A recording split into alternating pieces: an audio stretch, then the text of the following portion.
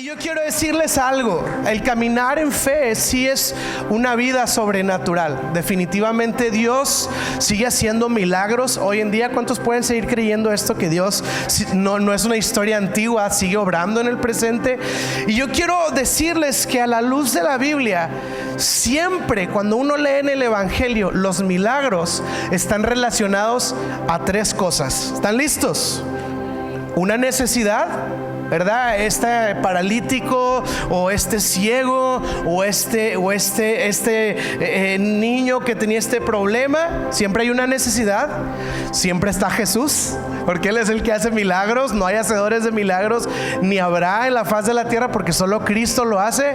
Pero fíjate bien, el poder es de Cristo. Pero el tercer elemento que siempre está presente en un milagro en el Nuevo Testamento es un grupo de personas sirviendo.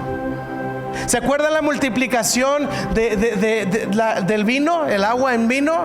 Tú vas a ver que Jesús dice lo siguiente: llenen las tinajas, sí, y se llenaron unas tinajas y Jesús las convirtió en vino. La pregunta es, ¿Jesús llenó las tinajas? No, hubo un grupo de servidores que cargó las tinajas varios kilómetros, las regresaron y hubo un milagro. Cuando se repartieron los panes y los peces que se multiplicaron, Jesús los repartió boca tras boca y mano tras mano. No, hubo un grupo de voluntarios que cargaron unas cestas y fueron repartiendo. Cuando este paralítico fue bajado del techo, Jesús lo hizo levitar y lo bajó por el techo. Jesús lo hizo aparecer ahí. No, hubo un grupo de servidores que con todas sus fuerzas, su empeño y su compromiso levantaron a este hombre y Jesús hizo el milagro. De tal manera que yo estaba pensando esto: si en esta casa hay voluntarios y hay servidores, yo creo que el Señor va a seguir haciendo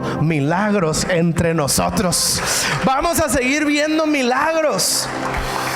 Y yo quiero hablar de un camino de crecimiento en el servicio, en los servidores. Sí, yo quiero hablar y hay un proceso que encontré en el Evangelio, en el Nuevo Testamento. Así que titulé mi mensaje de la siguiente manera: madurando a una vida sobrenatural. Madurando a una vida sobrenatural. Hay una curva de crecimiento hacia esta vida sobrenatural a la que Dios nos llama. Y yo quiero hablar de 3 etapas que puedo encontrar en la Biblia para llegar a esa vida sobrenatural. ¿Alguien quiere saber más de esto?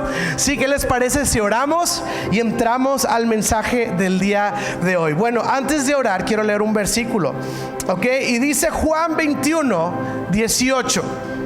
Dice, Jesús está hablando y dice lo siguiente: alguna vez yo compartí esto con voluntarios, pero quiero compartir esto con la iglesia. Dice, te digo la verdad, le dice Jesús a Pedro, cuando eras joven podías hacer lo que querías. Te vestías tú mismo, te vestías medio hippie, aesthetic, ibas a donde querías ir. Sin embargo, cuando seas viejo, extenderás los brazos y otros te vestirán y te llevarán a donde no quieras ir. Versículo 19, y prestemos atención a este. Dice, Jesús dijo esto para darle a conocer el tipo de muerte. O sea, Jesús le está diciendo a Pedro cómo se va a morir. Y dice, bienvenidos a la iglesia. Qué inspirador, qué manera de empezar. Wow. El tipo de muerte con la que Pedro, pero mire la palabra, glorificaría a Dios. Y entonces Jesús le dijo, sígueme. Es una conversación muy interesante que vamos a ver algo de esto ahorita. ¿Está bien? ¿Oramos? Señor, háblanos en el nombre de Jesús. Aquí está nuestro corazón dispuesto, nuestros oídos abiertos, nuestra mente centrada, Señor, en estar presente en lo que tú estás haciendo. Yo pido que tu Espíritu Santo nos llene, tome este tiempo y este lugar para que haga lo que solo tú sabes hacer, que es transformar vidas, tocar corazones y traer esperanza y vida, Señor, a nuestros corazones, Señor. Así que aquí estamos, dile conmigo, aquí estoy, Señor, en el nombre de Jesús. Amén y amén. Y si estás expectante el día de hoy, le puedes dar un aplauso a Jesús. Madurando a una vida sobrenatural. Algo que me ha fascinado de nuestra paternidad con Aria es que ya va a cumplir 5 años y ella ya está consciente de que está grande porque tiene un hermano que apenas va a cumplir 2 años. Entonces ahí en la conversación de repente Aria nos dice esta frasecita, ¿verdad? Nos dice, o le dice más bien a Axel, le dice: Axel, tú no puedes, es que tú estás chiquito, pero yo lo estoy haciendo porque ya estoy grande, ¿verdad? Entonces Aria como que ha traído un poco presente esta dinámica de presumir los privilegios que goza, porque ya va a cumplir 5 años, no 4, no 3, 5 años, ¿ok? Entonces ella presume un poco su privilegio. Y pues Axel, no puedes, tú no puedes porque solo vas a cumplir 2, no tienes 5 como yo, ¿verdad? Entonces es una dinámica muy interesante, pero se vuelve más interesante cuando yo le pido una responsabilidad a mi hija, ¿verdad? De que hay que recoger las cosas y ponerlas en su lugar, y es como que no me encanta esa idea. Pues ya vas a cumplir 5 y la gente grande sabe tomar responsabilidad y guardar sus cosas en su lugar, y bueno, no sé qué, como que eso no entra en su raciocinio y no le encanta, ¿verdad? Pero la realidad es esta: cuando alguien madura, la característica de una madurez no es que tienes más privilegios. Imagínese usted que llega una persona de 40 años y te dice: yo ya estoy grande, tengo 40 años y ya puedo hacer lo que yo quiero, porque ya estoy grande. Y puedo comprarme los dulces que yo quiera, y puedo jugar PlayStation hasta las 5 de la mañana. Alguien denle un codazo ahí a alguien y dígale: te están hablando. Puedo jugar PlayStation y videojuegos todo el día, y me puedo levantar a las 2 de la tarde si yo quiero, porque ya estoy grande. ¿Cuántos saben que si alguien presumiera eso, sería todo menos alguien maduro? Sería como un niñote, pues. Porque la madurez no se refleja por los privilegios que alguien goza. La madurez, al contrario, se va notando a medida que alguien va abrazando ¿qué? Sus responsabilidades.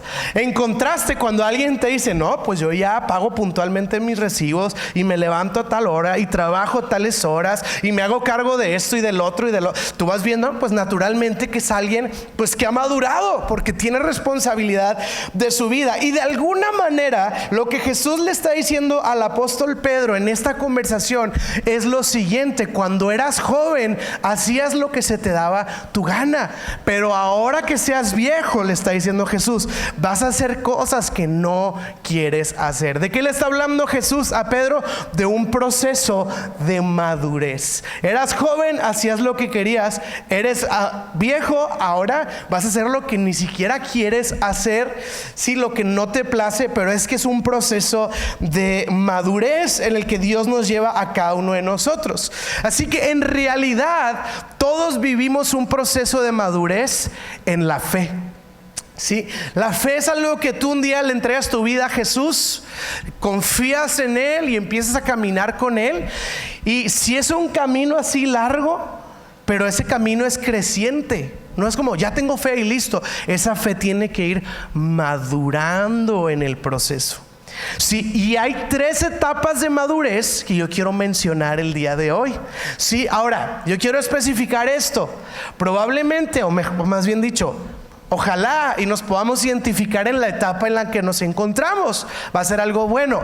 Pero de lo que no se trata este mensaje es de identificar la etapa de él que está sentado al lado de mí y decir: qué bueno que viniste, escucha la prédica, esto es para ti. Vamos a recibirlo para nosotros, ¿está bien? Esto es para nosotros.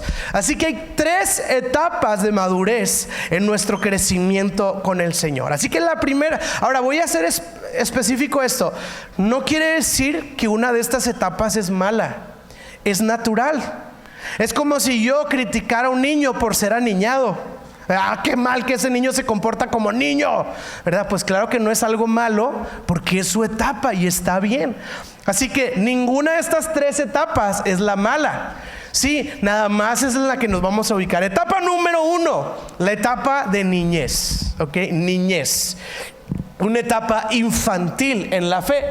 Así que Lucas 5, versículo 3 nos cuenta una historia, y el personaje que estamos usando para hablar de la madurez justamente es el apóstol Pedro. porque empezamos leyendo su historia. Y quiero que vea conmigo esto, Lucas 5:3. Ahora, estamos leyendo el Evangelio de Lucas, espero no perderlos, ¿ok? ¿Vamos bien? Lucas, vamos en el capítulo 5. O sea, vamos empezando el Evangelio de Lucas, vamos en los primeritos capítulos. Y dice Lucas 5, dice: al subir a una de las barcas, Jesús le pidió a Simón, a Pedro, el dueño de la barca, que la empujara al agua. Luego se sentó en la barca y desde ahí enseñaba a Jesús a las multitudes. Cuando Jesús terminó de hablar, le dijo a Pedro: Simón, ahora ve a las aguas más profundas y echa tus redes para pescar. Maestro, respondió Simón, hemos trabajado mucho toda la noche y no hemos pescado nada. Pero si tú lo dices, echaré las redes nuevamente. Y esta vez las redes se llenaron de tantos peces que comenzaron a romperse las redes. Un grito de auxilio trajo los compañeros de la otra barca y muy pronto las dos barcas estaban llenas de peces y a punto de hundirse. Así que yo quiero que veamos esta primera etapa y voy a explicar por qué digo que es una etapa de niñez.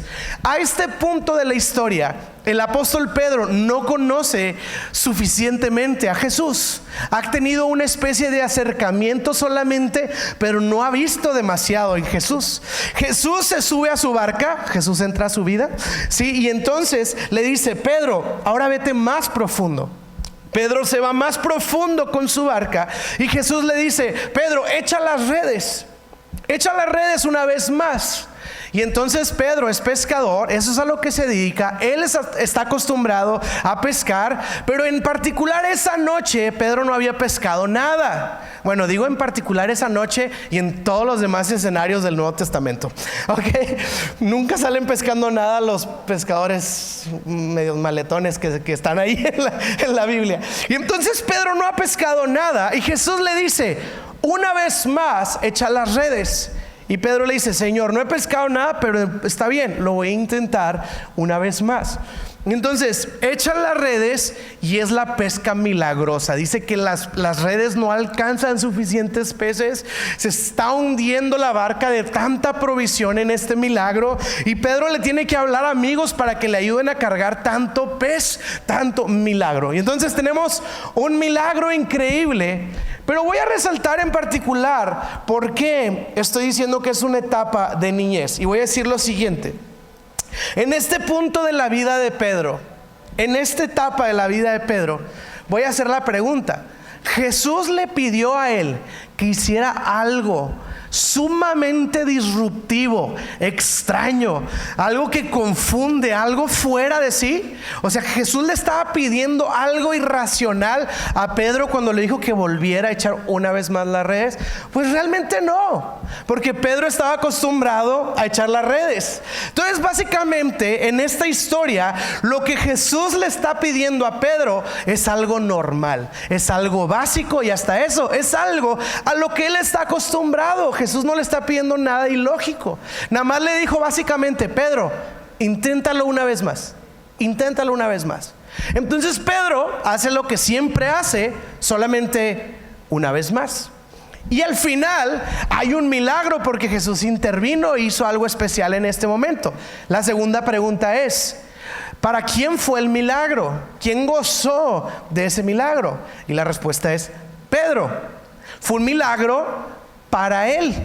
Él hizo algo y recibió un milagro en el que él fue beneficiado. Aquí no nos dice que luego fueron y alimentaron a gente necesitada. Aquí no nos dice que fueron a una comunidad de gente que estaba hambrienta. Dice que Pedro simplemente quedó sorprendido porque recibió un milagro personal de parte de Jesús. ¿Y por qué digo que es una etapa de niñez espiritual? Número uno, porque no hay ningún tipo de intervención extraordinaria en la vida de Pedro. Él sigue haciéndolo de siempre y Jesús le dio un milagro para él.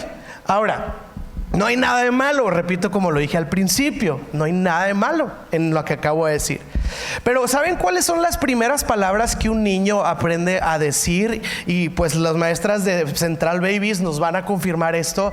Y es la dinámica siguiente: cuando hay un juguete y dos niños lo voltean a ver al mismo tiempo, uno sabe lo que sigue, ¿verdad? Y la palabra principal que va a sanar ahí es mío, ¿verdad? Mío, mío, mío, mío, mío. Un niño siempre quiere todo para sí mismo. Okay, quiere todo para sí, es mío, es para mí. Estoy enfocado en lo que me gusta, en lo que me trae placer, en lo que me hace sentir bien. Dame, yo quiero, yo necesito, y todo está enfocado en mí mismo. No tiene nada de malo porque usted puede acercarse a Dios y pedirle algo por su vida, por sus necesidades, y Dios es bueno y es generoso y es un Padre tierno que sabe contestar nuestras oraciones. Así que aquí no tiene nada de malo, pero sí es una etapa en la vida de Pedro. ¿Qué quiere decir? Una vida ordinaria, pero finalmente nada más goza él de los privilegios, de los milagros. Es cuando yo vengo a la iglesia, es cuando yo siempre oro, es cuando yo siempre todo lo que hago para el Señor es tratar de conseguir algo para mí. Decía un pastor una frase que pues sí está tremenda la frase, no se enoje conmigo, enójese con él. Decía: si el Señor contestara todas tus últimas oraciones, ¿a cuánta gente fuera de ti beneficiaría?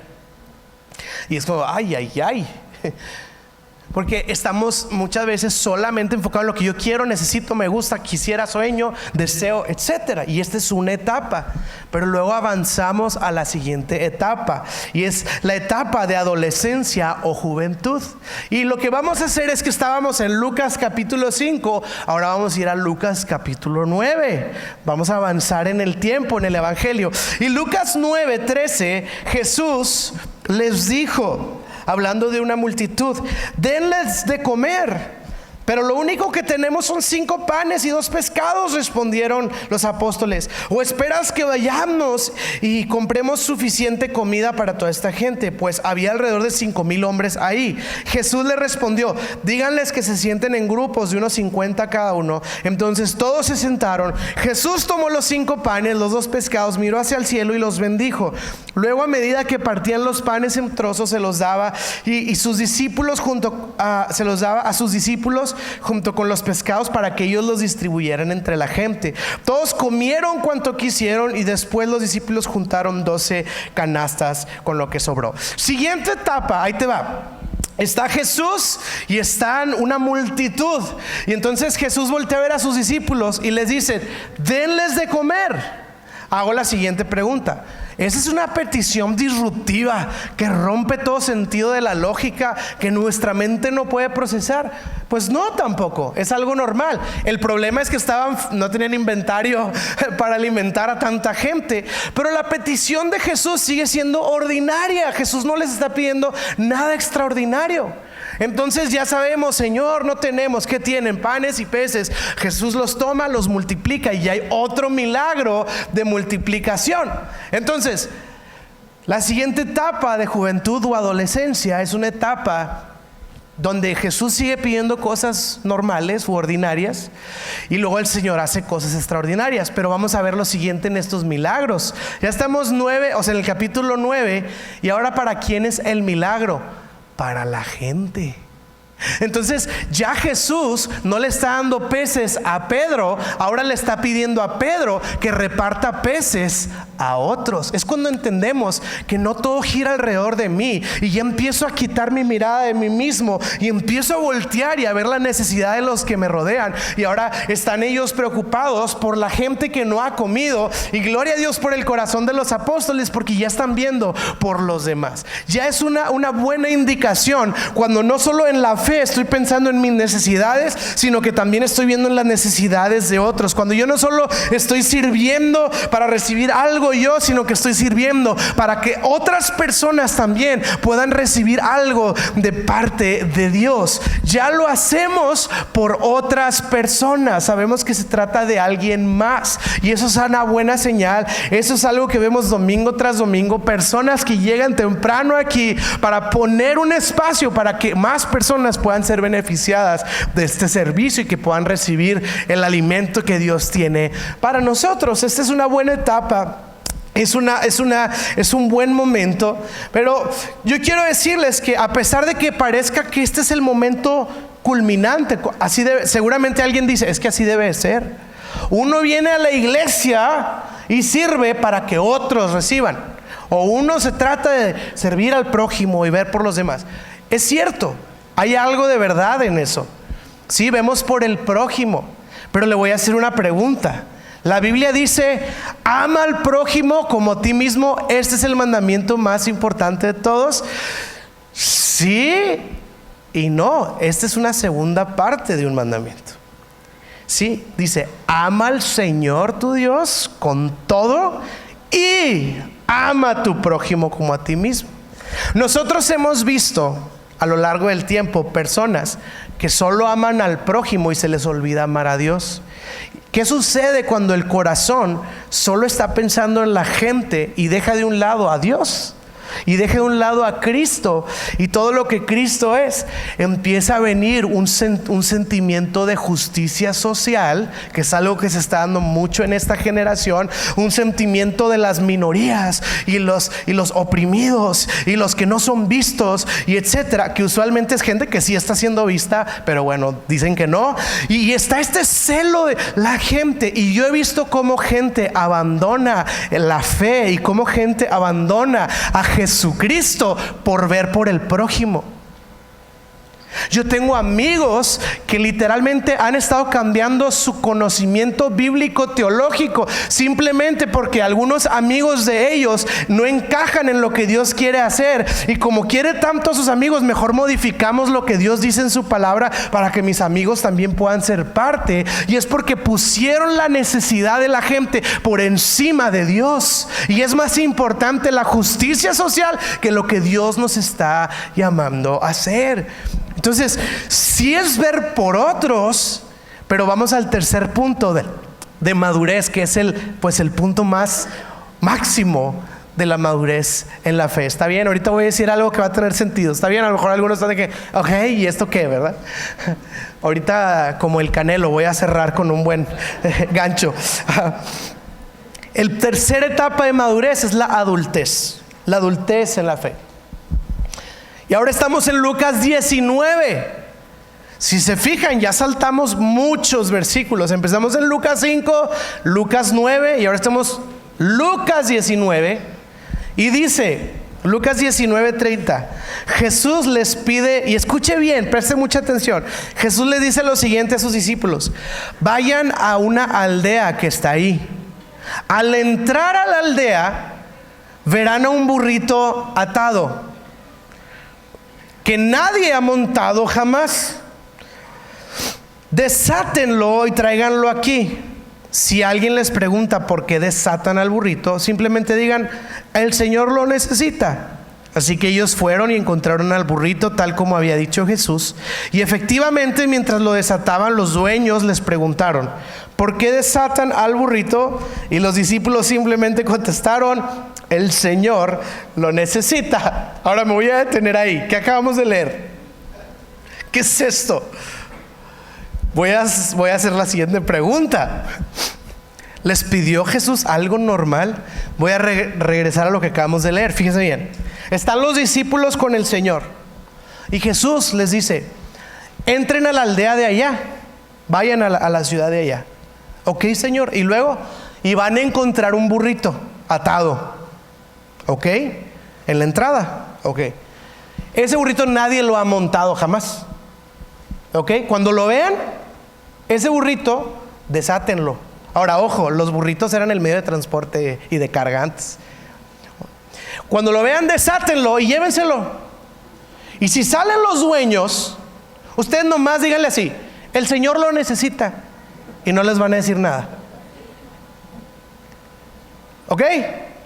Ahora hago la pregunta otra vez. ¿Jesús les está pidiendo algo normal?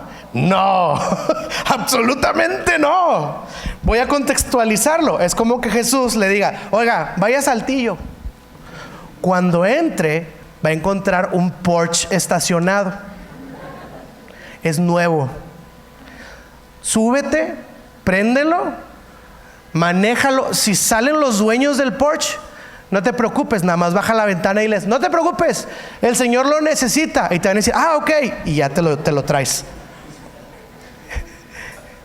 Entonces imagínense que los discípulos van a la aldea. Ahora, le hago la pregunta, ¿a poco en los tiempos de Jesús había un burrito en las aldeas? Uno. O sea, imagínense la conversación de los discípulos en camino. Órale, o sea, ¿cuántos burritos va a haber aquí? Sí, vamos, y luego de repente a lo mejor vieron un burrito y ¿se te figura que ya lo montaron o todavía no? Sí tiene cara de que ya se subieron. A ver, uno que parezca como que no lo montó. Y luego de repente, ese como que, Juan, ese nadie lo, sí, no, nadie lo ha montado. Se ve que trae pezuña nueva. Ok, y me imagino a los discípulos. Imagínense, 12 pelados ahí, discúlpeme lo cotidiano, pero ahí van 12 pandilleros. Y bueno, Juan, tú lo desamarras, yo aquí te echo el ojo, ¿ok? Sí, está bien. Y los discípulos así parados. Órale, desarmárralo rápido. Y me imagino a Juan bien nervioso, pues estamos robando. Y lo desamarra. Órale, párense en fila para que no se vea el burrito. Y ya van saliendo con el burrito. Y luego salen los niños, ¡épale! ¿Qué pasó? ¿Les ayudó con algo? Y alguno de los discípulos ahí me imagino, pues el Señor lo ocupa. Y entonces la Biblia dice que los dueños del burrito fue que, ok, llévenselo. Imagínense a los discípulos de regreso. ¡Wow! O sea, cómo Jesús sabía todo lo que iba a pasar. Y entonces regresan los discípulos. Ya Jesús les está pidiendo cosas sin sentido, pero se cumplió lo que Jesús les dijo que iba a pasar. Ellos tuvieron que confiar en el Señor a pesar de lo que estaban haciendo no tenía sentido. Y luego me encanta porque regresan con el burrito y unos capítulos más adelante, Lucas, estamos 19, ahora Lucas 22, fíjense bien, regresan y luego Jesús le dicen, Señor, ya va a ser la celebración de la Pascua, ¿dónde quieres que la preparemos, que la celebremos? Le preguntaron a Jesús. Y fíjense la respuesta de Jesús: cuando entren a Jerusalén, les va a salir al encuentro un hombre que lleva un cántaro de agua. Síganlo, y en la casa donde él entre, díganle al dueño, maestro pregunta, ¿dónde está el cuarto de huéspedes que puedo comer la cena de Pascua con mis discípulos? Y él los va a llevar a un cuarto grande en el piso de arriba que está listo, y ahí deben de preparar nuestra cena. Y vean el versículo 13. Ellos fueron a la ciudad y encontraron todo como Jesús les había dicho, y ahí prepararon la cena de la Pascua. Ahí va la siguiente. O sea, ya era muy raro lo del burrito. La siguiente instrucción es: Señor, vamos a celebrar la Pascua, ¿dónde la celebramos? ¿Verdad? Y Jesús les dice: entren a Jerusalén, ok, y luego va a salir un hombre. O sea, en Jerusalén vive un hombre nada más, ¿verdad? O sea, va a salir un hombre, pero este hombre va a tener algo distintivo, que va a traer un cántaro. Ahora, es como que, ok, en los tiempos de Jesús solo las mujeres llevaban cántaros. Eso no era una actividad que los hombres solían hacer. Usted lo ha visto en varias escenas del Nuevo Testamento, la mujer que fue al pozo de agua, las mujeres llevaban los cántaros. Entonces Jesús les dice: vayan a Jerusalén y va a salir un hombre, el hombre lleva un cántaro. Y me imagino a los discípulos así: ¿qué? Cuando lo vean, síganlo. Cuando llegue a su casa y abra la puerta, le dicen: el maestro dice que nos vas a preparar un lugar grande para celebrar la Pascua. Y él les va a decir: claro, pásenle al tercer piso y ahí hay una terraza gigante. Eso va a pasar. Entonces otra vez imagínense a los discípulos. Les hago la pregunta: ¿Jesús les está pidiendo algo normal? De hecho no, y hasta eso les está pidiendo algo imposible. Ellos nunca habían visto un hombre cargar un cántaro. Entonces imagínense otra vez la escena. Van los discípulos entrando a Jerusalén, de que no, ahora sí el Señor sí nos pidió algo, pero difícil. Y de repente, mira, y va el hombre con un cántaro. Y ahí están los 12 pandilleros del Señor, discípulos, perdón. Síganlo. Imagínense el hombre con el cántaro. Y luego así 12 cuates allá atrás de él siguiéndolo. Entonces yo creo que a lo mejor, no dice la Biblia, pero el hombre apresuró un poquito su paso porque dijo, ahí vienen detrás de mí. Y luego imagínense el hombre del cántaro viéndolos. Llega a su casa, baja el cántaro, saca las llaves y llegan los 12. ¿Qué pasó? Vamos a pasar. El maestro dice que tú tienes un cuarto para él. O sea, no tiene sentido la instrucción. Y lo hacen. Y la Biblia acabamos de leerlo. Sucedió todo lo que el Señor había hecho. Imagínense el hombre del cántaro. Ah, sí, está listo. Pasen al tercer piso y ahí está el lugar. Entonces, tomando esta escena y la que acabamos de leer del burrito, aquí hay algo diferente. Ya el Señor está pidiéndole a sus discípulos cosas que no tienen sentido, cosas que no son cómodas, cosas que rompen un poquito la razón. Pero cuando lo llevan a cabo, sucede el milagro que Jesús dijo que sucedería. Entonces, en la niñez espiritual es todo normal y Dios hace milagros para uno. En la adolescencia el Señor nos sigue pidiendo todo normal y el milagro es para otros. Pero en la adultez ya el Señor está pidiéndonos cosas que van fuera de lo que... Y ahora yo, ojo, no estoy diciendo locuras, ¿verdad? No estoy diciendo de hacer cosas raras y de ser esa iglesia que hace cosas raras. No. Pero es una locura perdonar a la persona que te hirió. Es una locura tratar bien a tu enemigo. Es una locura servir a la persona que te traicionó. Ya son cosas que el Señor nos ha pedido, que no son cómodas, que no tienen sentido, que no tienen razón de ser. Pero cuando uno lo hace, hay milagros. Pero fíjense bien, dijimos que aquí el milagro es para uno, acá el milagro es resolver las necesidades de otros. Y ahorita tomando en cuenta la historia del burrito, ¿quién necesitaba el burrito? ¿Pedro? ¿La gente? ¿Quién decía que lo necesitaba? El Señor. Y en este punto del evangelio y de la historia, los discípulos no viven para sí, no viven para la gente, viven para el Señor. Solo viven para lo que el Señor les pide y Él quiere. Ahora, no es como que Jesús está pobrecito de Él, que tiene tantas necesidades. No, está hablando de las cosas que Él pide. Ahora ellos viven para cumplirlas. Ellos viven para cumplir lo que decimos comúnmente, su voluntad. Y con esta idea me quiero ir al final de este mensaje. Dice Lucas 22:14. Jesús y los apóstoles se sentaron juntos a la mesa. Y Jesús dijo: he tenido muchos deseos de comer esta Pascua con ustedes, ahora antes de que comiencen mis sufrimientos. Pues ahora les digo que no volveré a comerla hasta que su significado se cumpla en el reino de Dios. Y Jesús tal cual ya está hablando de su crucifixión. Y comparte una mesa. Y en esa mesa usted sabe lo que se compartió. Este es mi cuerpo y esta es mi sangre. Y a mí lo que me llama la atención y lo que yo quiero resaltar el día de hoy es lo siguiente: la madurez en el servicio de los discípulos llega a su punto máximo antes de la cruz, a este momento. O sea, empezaron con pescas milagrosas, repartieron panes y peces, bajaron a un paralítico que sanó, ciegos sanaron, sordos oyeron, endemoniados fueron liberados, muertos fueron resucitados. Y parece que va en ascenso los milagros.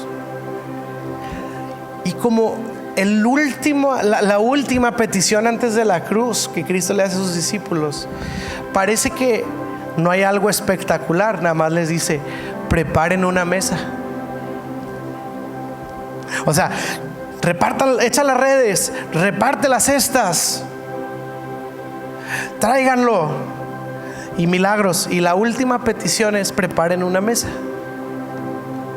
Y parece como que ahí no estuvo tan espectacular la petición o el milagro. Como que fue tanta drama, ¿no? Así como ve a la ciudad y el hombre del cántaro y todo. Y todo eso, ¿para qué? Para que prepararan una mesa. Y como que dices, ¿y eso qué? Pero yo quiero recordarles a todos el día de hoy que de hecho fue el momento culminante, yo creo, en la obediencia de los discípulos. ¿Por qué? Porque el Señor los llamó a poner una mesa. ¿Y qué pasó en la mesa? El cordero fue compartido. Al final del día, yo puedo ver milagros de multiplicación, de provisión, de sanidad, cosas espectaculares que el Señor hace porque Él es bueno y misericordioso. Pero el llamado más grande de todos nosotros como iglesia y como seguidores de Jesús es poner mesas para que el cordero siga siendo compartido. Poner mesas. Este es nuestro llamado. En otro sentido, sí, es como somos meseros y estamos poniendo una mesa, un espacio. Estamos poniendo nuestro empeño y nuestro esfuerzo para permitir que alguien se siente y pueda probar el cuerpo y la sangre del Cordero que dio su vida en la cruz para el perdón de nuestros pecados y la salvación de nuestra alma. Se habla mucho de llamados, y tu llamado es y un estadio y es así. Nuestro llamado es poner mesas para que gente pueda escuchar y recibir al Cordero. Esa es nuestra invitación. Eso es nuestro llamado.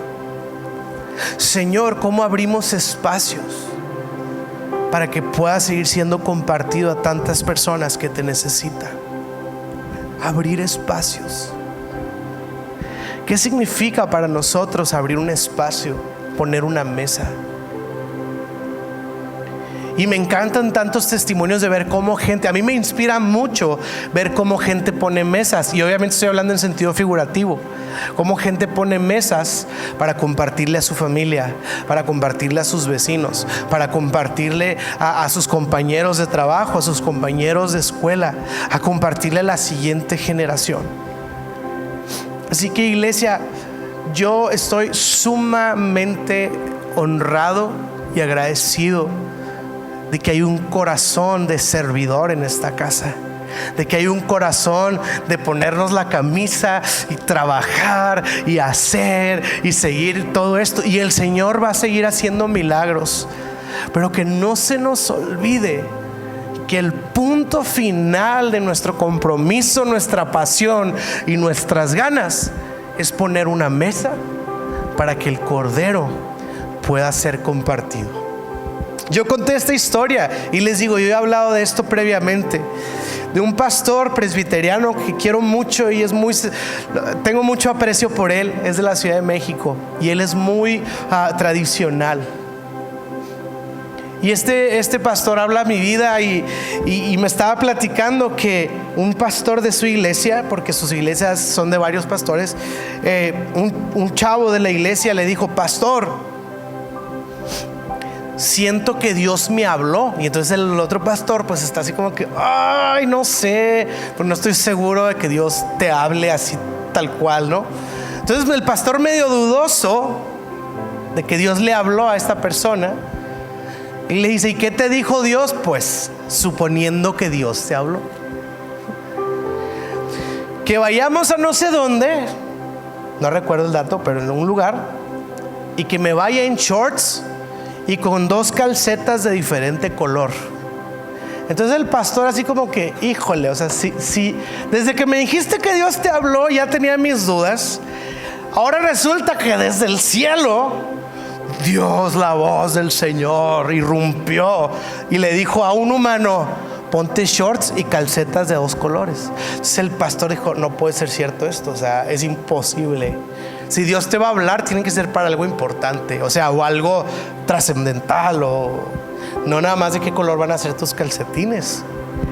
Entonces el pastor me cuenta que este pastor estaba pues ya preparando su plática, ¿no? De cómo pues no desanimar tanto a este chavo, ¿verdad? Así como que decirle, oye, mi hijo, mira, a veces creemos que Dios nos habla, pero nuestras emociones, pero no te desanimes. O sea, el pastor ya estaba preparando su platiquita. Dijo, lo voy a acompañar nada más para no hacerle el feo, y ahí ya hablo con él, ¿no? Total, lo hicieron. Se puso los shorts y los calcetines de ambos colores, este chavo, y el pastor estaba ahí con él. Y de repente dice que un hombre llega llorando.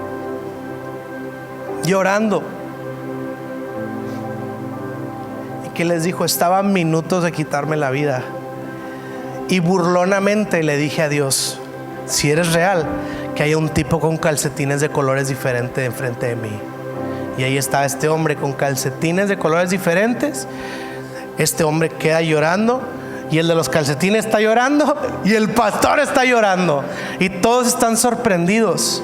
Y lo que recuerdo con esto es esta historia, cuando a veces Dios nos pide hacer algo y simplemente tenemos que confiar en lo que nos está pidiendo, y hay un milagro. Termino con esta historia.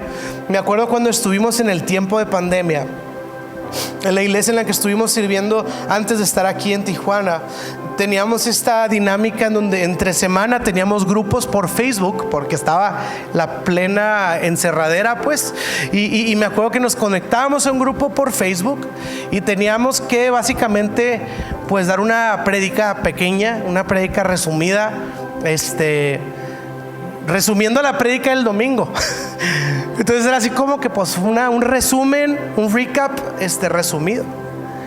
Y pues el primer miércoles me conecté, ¿verdad? Y ¿qué tal toda la comunidad? Pongan likes pues para ver que están ahí, algún comentario, muy animado, ¿no? Y yo quiero recordar la prédica que nuestro pastor nos estuvo predicando, de esto, del otro, y así, ¿no? Platicando esto. Pues el siguiente miércoles igual, el siguiente miércoles igual, el siguiente miércoles igual, y así, hasta que llega un punto en donde uno empieza a decir, ¿de verdad vale la pena hacer este esfuerzo? ¿De verdad vale la pena seguir haciendo como resúmenes de prédicas para una comunidad? Y aparte se conectaban 10 personas, 15 personas, 17 personas. Y era así como que vale la pena, aparte somos los mismos de la iglesia. Y yo me acuerdo en particular, es un miércoles, yo estaba así ya muy desanimado, viendo la manera así ya nada más de, disculpe la expresión, pero como de sacar la chamba, así como, pues ya voy a subir el resumen nomás para. Y entonces me conecté, hey, bienvenidos, ¿cómo están? Qué bueno que están aquí. Quiero recordar la prédica del domingo, y terminé esa vez en 5 minutos. Bueno, un saludo, un abrazo a todos, qué bueno que se conectaron, gracias por estar aquí. Y pum, a los 2 días me contacta Magali, una persona que amamos mucho y está encargada ahí en ministerios muy pastorales, y me habla y me dice, oye, nos habló un chavo de tu comunidad. Y yo, ¿cuál comunidad? La de Facebook. Y yo, ok. Y luego me dijo que estaba por quitarse la vida, en una depresión terrible. Puso todas las cosas con las que iba a quitarse la vida en una mesa.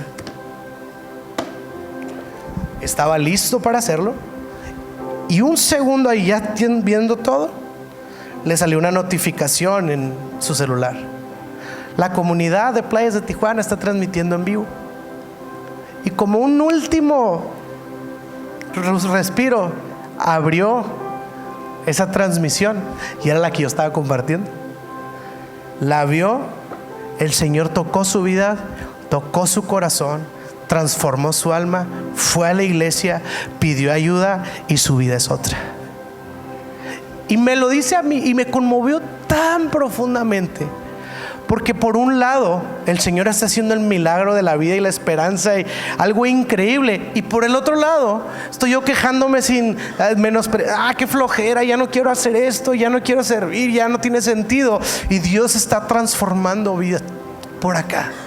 Y yo quiero recordarte el día de hoy, iglesia, Quizá a veces no estamos viendo, pero Dios está haciendo milagros. Y quizá a veces no estamos viendo nuestra generación, pero vamos a ver que en las próximas generaciones Dios está haciendo milagros. Cada esfuerzo, cada vez que nos esforzamos, cada vez que nos entregamos, vale la pena, porque estamos sembrando para lo que Dios sigue haciendo. ¿Por qué no nos ponemos de pie?